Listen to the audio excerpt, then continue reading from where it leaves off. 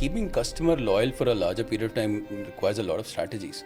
So what are those strategies that the company has been employing on? The biggest thing that will keep you loyal in India, I mean, that would keep a customer loyal to your brand in India is just knowing that you are listening, you're taking their feedback in, and you're working on or with them into solving their issues.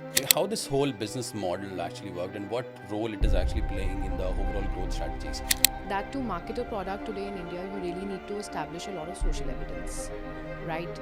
Because every time you open Instagram, somebody is trying to grab your attention. Whether if it's not me, it's my competitor brand. You probably be facing those challenges as well during your initial times, and how did you overcome those and what challenges were those? A lot of our customers said that we love the fragrance, but we wish that the packaging was more premium. And some say that it's so strong that the other person next to me was saying that can you like not wear this much of this fragrance next time you meet me. Regarding Perfume, we had one influencer who said that I'm not sure if I want to do fragrances, so we said that it's okay, try it out. We sent this to her and she was supposed to deliver the content by say 10th, but she never delivered that content. So What is your one advice that you would give it to them, that they should when they're starting up their own business or any venture? see, my first advice would be that you can't be afraid of failure and do it fast. Launch and fail, launch and fail, launch and fail, and find the right product that works.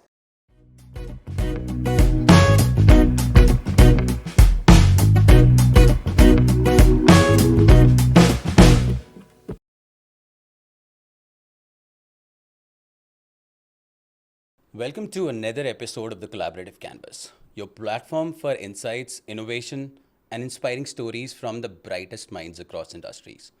Today, we are diving into the world of fragrance, specifically the growing perfume market in India.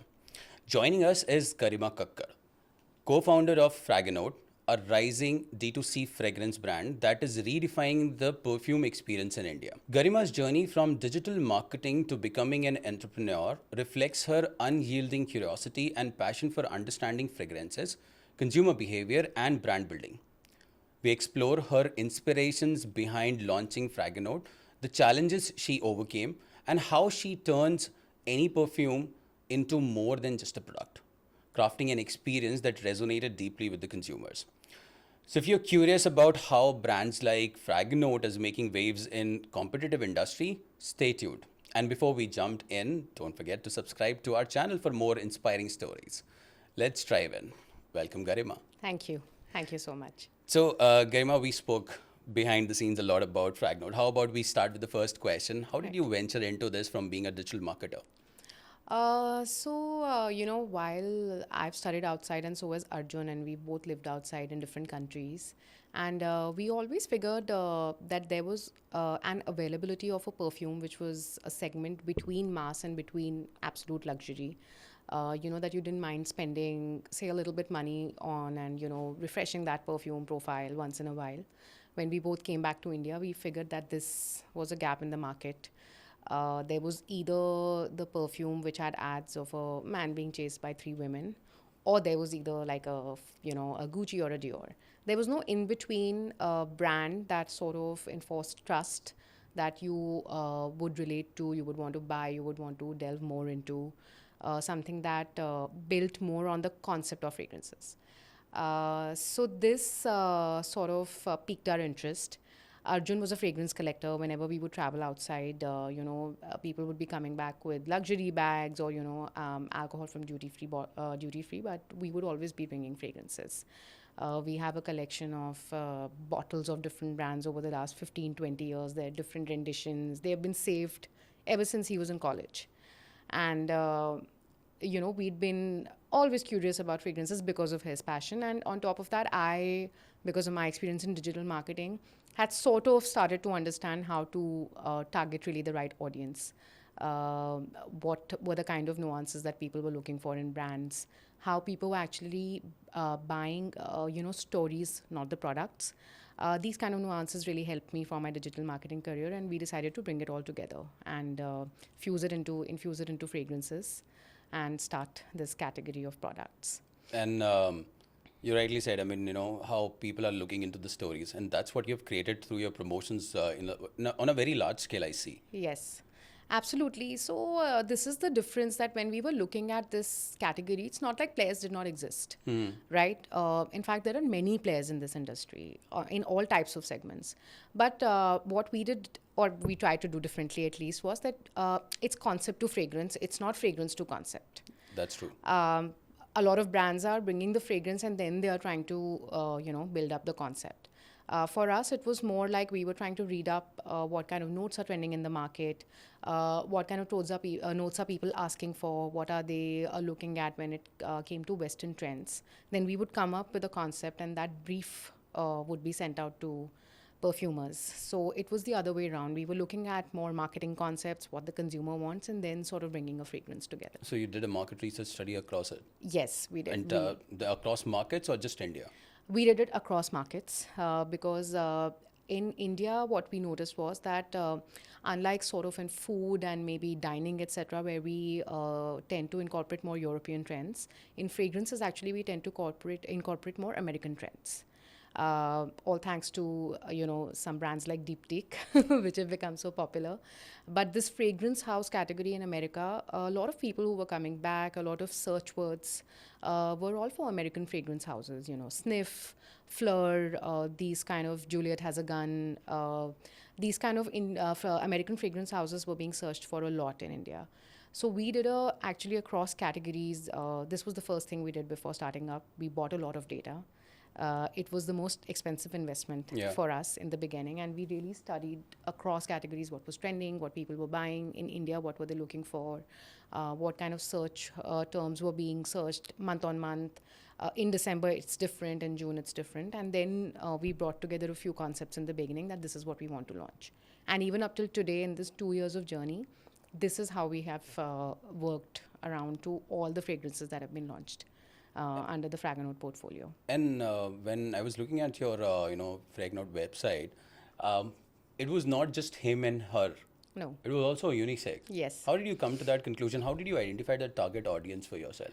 So, this was a little bit of a battle for us.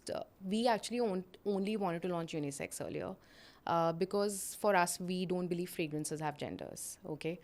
You can like rose, I can like musk, I could like coffee, you could like chocolate. However, the issue was that we were selling perfumes online. And the conventional process of buying a perfume in almost everyone's head is that you spray it on your wrist, you smell it, and then you like it and you buy it. Yeah. Now we had to replace that entire experience by a storytelling journey online. Right? So we had to bifurcate them into him and her, so it doesn't happen that a very feminine leaning perfume lands into a guy's lap and he doesn't like it. So we figured that him and her was most important, so at least there's some sort of association with what this fragrance would smell like. But there's also a unisex category, like woody notes. Women like it, men like it, right? So we had to make a unisex category as well. So there's masculine leaning, feminine leaning, and unisex, and this is just ease of consumer journey. For women and men who don't mind, trying other categories of perfumes, it's unisex. For guys who specifically like their citrus notes or fresh notes or musk notes, it's the him category. And for women who like their fruity florals and, their more demure kind of perfumes, it's the her category. This is how we came up with that. And you mentioned you put up a lot of money to understand this market through market research. Yes. Let's talk a bit more about it. What strategies did you ensure around that, and when you were actually starting to build up this whole concept of doing fragrance in India and specifically to the larger masses. I mean, there are people who would buy from a luxury brand, there are people who would buy just off the shore, and one thing which I'll come later on, that traditional approach of buying a perfume. Yeah. So how did you studied all these things other than when you bought all the data, you did some research? How did you study all these and how much time it took you to come up with a concept? It actually took us more than 6 to 8 months, I'd say. We started in January of 2022, and really we could launch in October. So we had to study. It was very clear to us that we had to study a few things. What the men were buying, what the women were buying, how much were they willing to spend in this category. And this just does not include fragrances. It included deodorants, it included body mists, it included EDPs or the parfums that we sell, EDTs, other categories of perfumes. And we had to sort of divide them into different buckets. Then we also studied in India across geographies what kind of notes people were buying. In towards the south, in Hyderabad, people have a different preference. In Ahmedabad and Gujarat, they have a different preference. In Kolkata, they have a different preference. We are a diverse country. So we also studied that, like what kind of perfumes were selling, currently existing perfumes in the market were selling where. And this is when we figured that actually, let's say a vanilla note is more popular, say, in the north.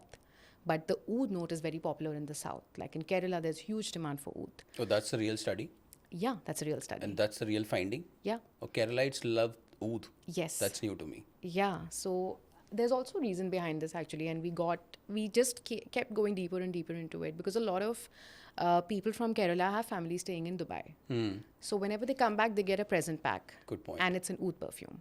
So their association with fragrance is oud. So, these kind of insights we studied across length and breadth. And then we decided that we first decided a portfolio of just 7, that this is what we want to start with. And then we slowly kept developing on it. Then the consumer feedback loop started that, hey, can you make this? Can you try this? I don't like this. I don't like that. Or I would prefer if this was, more citrusy, more musky. And that's how it started growing. So I'll again go back to this last point where you actually got the consumer feedback. How did you get those consumer feedbacks? Did you call the people to do a test? Yes. Oh. So in the beginning, it's. I mean, I still think it's humble beginnings for us. But in the beginning, we were very clear that we would want to be in touch with our customer. So Arjun and I would take out a day every week, and we would call up all the customers who had their orders delivered 5 days ago. And we would talk to them about it. Some of them would not want to talk, some of them won't answer, but at least the ones who would, we would find out from them that what did you like? Did you like the packaging? Did you like the perfume? Did you like the glass bottle quality? What would you expect better? And the first question used to always be, could you tell us how to make it better? It wasn't like, hey, aapko acha laga ki nahi? Like, what do you not like about it? And we did this for the first 6 months of Fraganote consistently. After that, feedback started rolling in. The feedback loop in India, this is the beauty of the customer in India, it's very quick. Yeah. There's DMs, there's comments, there's reviews, there's Reddit, there's YouTube. There's so many places where they write to you. There's email. And I never look at it, even when we get criticism, I never look at it this way that, hey, this person is disappointed Eventually with the it's a product. feedback. Absolutely. I actually appreciate it. I feel it's amazing that somebody has taken out the time to write to you to tell you what's bad about your product. It's such a big thing. And these are the people we are trying to sell to. So we did this for the first 6 months, but now we have luckily a team who does it. We still call customers and find out what they did not like about the product. And we incorporated all of that. And this has been our biggest, I think, differentiator in learning. We welcome criticism. We are happy when we get feedback from customers. Obviously, we like it when they appreciate it also. Yeah, I mean, that's again market research for me. It's like very close thought, which is, giving you a consumer behavior pattern on which you can actually work upon to improve your product. I mean, I think this is amazing. And you still call people now. You probably be having, in millions of customers for yourself. We've been actually, it was a deliberate strategy. But we are one of those few brands who actually have a 75% sales still from our own website. So we have a good customer base that we can talk to, because from marketplaces, you don't get details of your customers, unless they reach out to you for some, issues or feedback. So we have a big customer base that we are regularly in touch with. We talk to them. For our regular customers, we have always special offers, loyalty programs, all of that. And always the team is calling them, finding out, how did you like the product? It's always like that. And that's how we've launched all our new launches. You mentioned about the loyalty program. Keeping customer loyal for a larger period of time requires a lot of strategies. Yes. Just calling customers would not help them No. out. So what are those strategies that the company has been employing on? See, I'll tell you something. The most important thing that customers like and would remain loyal to you is them knowing that you care about them. Okay. The first call needs to be answered. The message needs to be, we have a TAT of 2 minutes maximum on a weekday that we have to reply to each and every customer, whether that's a comment or a DM, whether it's good or bad. On weekends, except Sundays, we Monday to Saturday up until 8 p.m., this is the TAT we maintain. And even on Sunday, we try to maintain a 4-hour TAT. So the biggest thing that will keep you loyal in India, that would keep a customer loyal to your brand in India, is just knowing that you are listening, You're taking their feedback in, and you're working on or with them into solving their issues. And apart from the various other things that you do, there is retention campaigns, there's emailers, there's WhatsApp. You give them special discounts, but that's not always what it True. makes. Obviously, a great product is at the center of all of this, but they want to know that they are being looked after, that you value their time, they've spent money on your brand, and that you should know that it's important to them that they are being looked after. And this is the only way, and I think the most simple and basic way to keep a customer loyal to you. Even if it's a bad experience, do a service recovery as soon as you can. It is because Yeah. Indian consumers prefer, to the prompt reply. We are spoiled. Yeah, We are spoiled. And I won't even say that this is my customers. I am spoiled as a customer in India. correct. So, And give me one instant, considering that you get so many feedbacks. So two questions came to my mind. One is how often the same consumer buy the same perfume and how often they change. And second is one specific feedback that changed the entire game. So for example, you're talking about, the square bottles to the round bottles. right. So, actually, one specific feedback that really changed the game for us was the bottle quality that we launched in the beginning. A lot of our customers said that we love the fragrance, but we wish that the packaging was more premium. And now we've made it as premium as possible. So this was one feedback that we received. The most consistent feedback that we actually get on perfumes is, can you make it more musky? Can you make it more oudi? Can you reduce this note, that note? And there is always a longevity feedback, because as I was telling you, fragrances behave differently on different skins, in different environments, depends on the food you eat, how much you sweat. Is your skin dry? Is your skin oily? So it's a factor of a lot of those things. So that is one feedback that we take, and we take very strongly. We always try to better our perfume oils and fragrance oils. But we also have to make sure that it's offered at the same price point to the customer, because we can make it better, but then the cost keeps going up. So justifying all those factors, we try to take the feedback in. But yeah, this is mostly the most consistent feedback about notes, about longevity, and about packaging. Packaging we've already nailed, I think, because now we get a lot of appreciation for packaging. And notes, fragrance notes will always keep changing. This is what we are here for. We try to introduce at least 6 new fragrances every quarter. We try to make them as long lasting as they can without altering the fragrance profiles.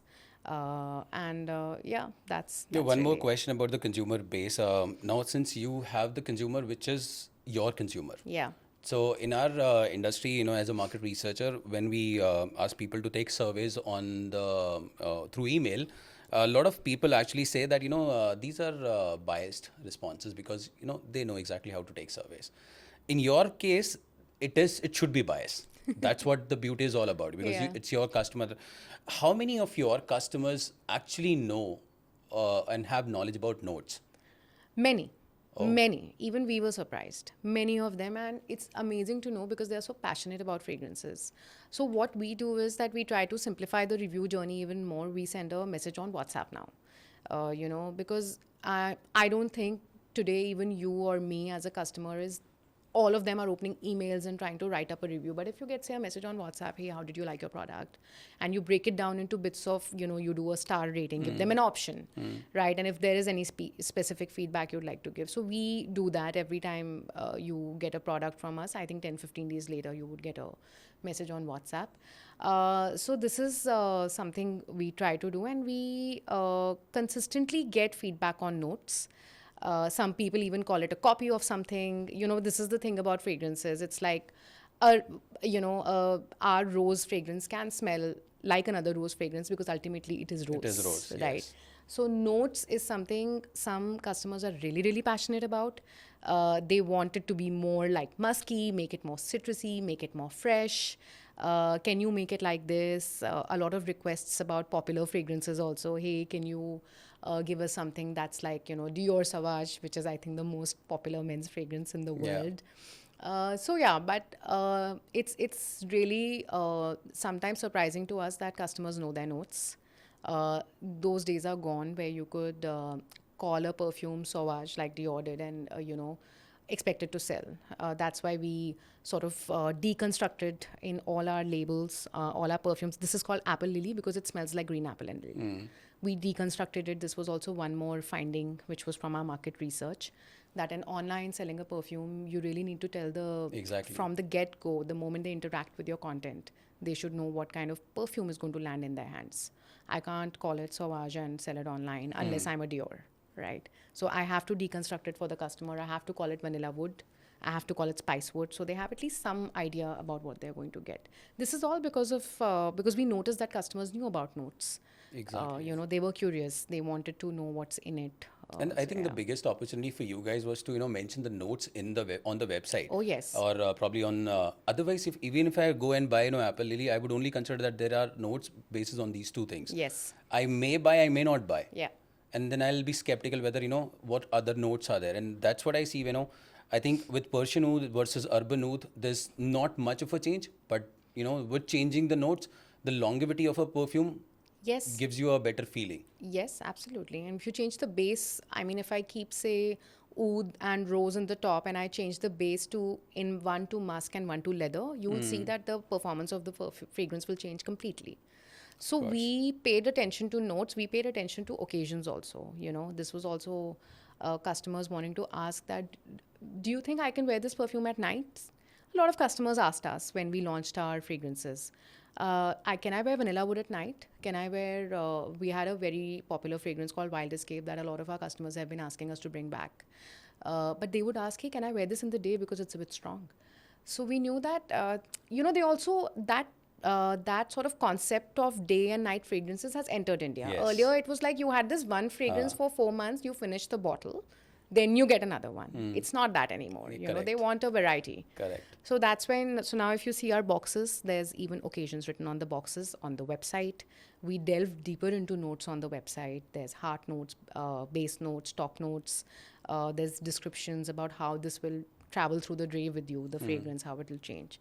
So yeah, all of this is because we figured that customers were curious to know more about their fragrance and about notes. And Garima, I'll again go back to earlier part of your research study. The biggest challenge at an early stage of launching such a brand in India, considering that Frank's market is already booming up. Yes. And a lot of people who are actually entering the market, and the example that we cited before this about diptych, it's a cross marketing strategy even for diptych. Yeah. When people promote that product over different online platforms and say, then you can actually get a similar to this one at a cost of this. Yeah.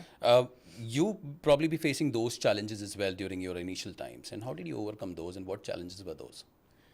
Actually, in the beginning, when you are just starting to launch a product, yes, these things did matter, but bigger challenges are MOQs, production, finding the right vendor, figuring out that they can really deliver your product the way, because it's a chemical formulation after all. It has to be made in a lab. It has to be FDA approved, so there's a certain amount of legal compliances that go into it. These were actually bigger challenges for us. Yes, we were scared that will it work or not? Would we get PMF or not? Will the market accept it or not? These are always the questions when you are launching something new. But to find the right people who would manufacture the product with care, they would make sure all the compliances are being followed. FDA approvals would go through, especially in a country like ours where there is lesser transparency, right, in a vendor and a client relationship. Yeah. These were actually bigger challenges: finding the right bottle, finding the right cap, finding the right spray, so it doesn't falter after 5 uses. Then building the communication around the perfumes. This was a big challenge as well because, like I told you, the perfume buying psychology is to smell and then buy. So how do we really tell the customer that this is what this perfume is going to smell like? We had to bridge that gap between the offline and online buying. These were the bigger challenges for us. In product, we sort of had a little bit of confidence because we'd been studying, fragrances as a passion for so long.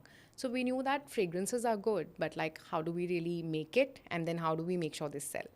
The marketing bit of it, the supply bit of it. These were the bigger challenges More of for a us. logistical and operational issues. Otherwise, your core strength was fragrance, and Yes. you knew exactly what you're doing. Yes, and we were, because we already knew that we were doing something a bit different, right? It was concept to fragrances, not the other way around. Yeah. So we were like, we have the concept, we have the idea, we know exactly what the perfume should smell like, but will someone be able to deliver it for us the right way?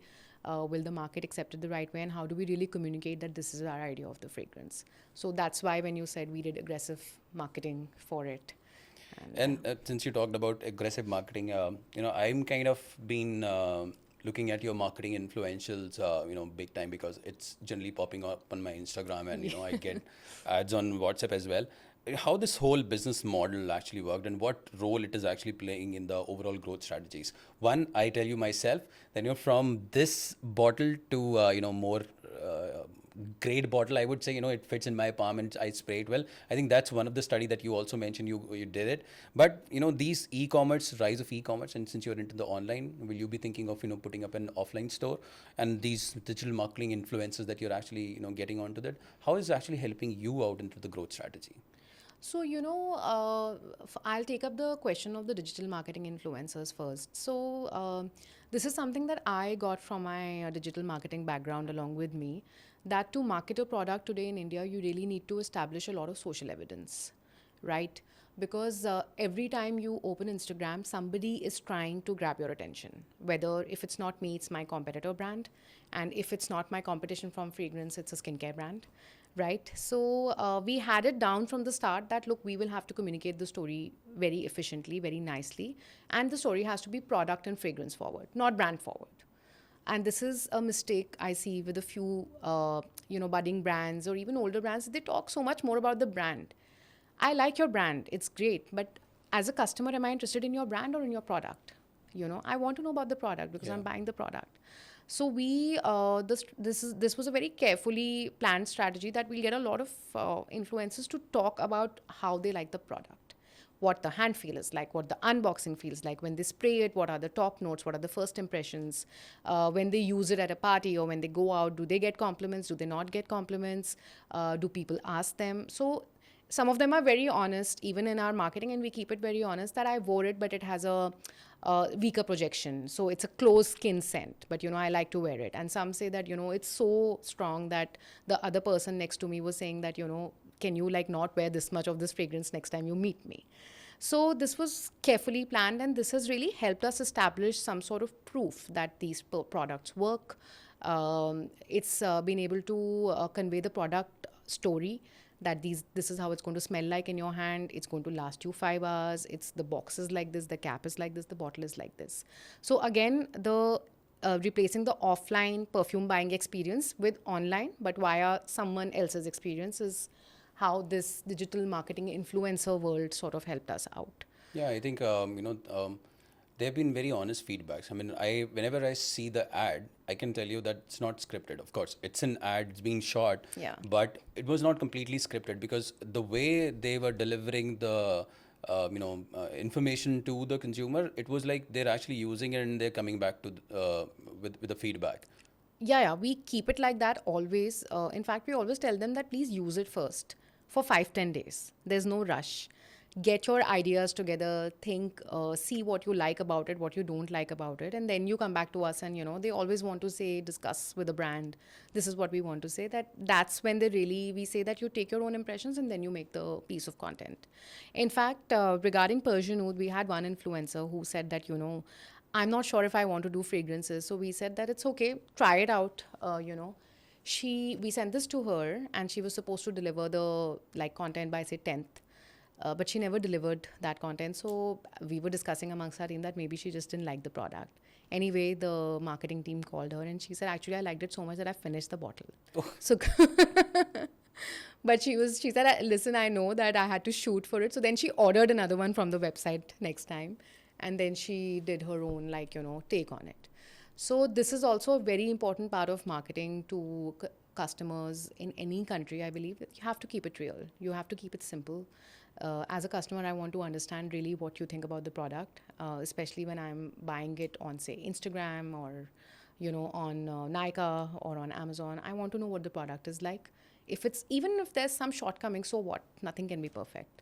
So that's what we kept it. We kept it very simple. This has been our marketing strategy. Keep it simple, silly. Yeah, I mean, when I actually first ordered Perfume, I was also in love with Perfume because that oud fragrance is in itself very musky and very woody. Yeah. So I always loved to be, having a strong presence of, wherever I go. Right. And fragrance adds a value to it. Yeah. That's what I've always believed in. Yeah. Which is why I loved it. And then I thought, how about I buy another one? But by that time, you actually launched Urban Oud, and I was already I'm already, got this one. Yeah. But definitely, I love to try that one as because I saw the notes and they're not very different, but it definitely have a very lasting effect as I understood from you. Yes, they are. The notes may not look different, but it smells very different. It is. I'm Yes, sure. and it has very high projection. So Yeah. you'll enjoy it if you like oud. So I'll make sure I send out to you one bottle to try. Thank you so much. So considering that, fragrance experts to a digital marketer and now to an entrepreneur, what is, your advice to those aspiring entrepreneurs into the market, and, considering that's very competitive, you've already studied this for almost 8 months before Yeah. you stepped into this. What is your one advice that you would give it to them, that they should, when they're starting up their own business or any venture? See, my first advice would be that you can't be afraid of failure and do it fast. Launch and fail, launch and fail, launch and fail, and find the right product that works. There is a problem with budding entrepreneurs, and we also went through it. It's called, I like to call it analysis paralysis. Oh. You start analyzing it so much because, see, when we are trying to start up something, we try to gather almost all the information that we can, and then we just get stuck into this analysis paralysis, like, if I do this, will this work? Will this not work? I'd say launch. See, there is nothing better than a customer feedback loop. Launch in a small quantity. Don't go out there, don't do a big campaign. Start, if you are lucky enough to have a focus group, or if you have some people in your friends and family who are ready to be your focus group, there is nothing like it. Launch a product, send it to them, get their honest comments. If it's bad, work on it. If it's good, launch it. But launch and fail is the strategy that every entrepreneur needs to have, because until you really jump into it, you don't figure out how it's going to work. You can read as much, you can analyze as much. Yes, get your costing in place, get your unit economics in place, make sure that all of that, the basics are looked after. But launch and fail fast and find the right thing that works. And it'll be faster than you imagine. So I think you beautifully summarized the entire conversation we had just now, with this advice. And it was an insightful conversation with Garima. Again, her journey and dedication to creating a brand that's not just about selling fragrances, but crafting an unforgettable experience truly stand out. From identifying the perfect target audience to leveraging the digital age, I think her story is an inspiration for budding entrepreneurs in India and the entire D2C landscape. If today's discussion piqued your interest, don't stop here. Explore Fragnote's incredible range of perfumes and experience the magic by yourself. And as always, if you enjoyed this episode, give it a thumbs up, share it with your friends, and hit that subscribe button. Stay updated on more engaging stories from innovators across the globe. And thank you for tuning in, and see you in the next episode of the Collaborative Canvas. Until then, stay curious and inspired. Thank you so much, Garima. Thank you for having me here. Thank you.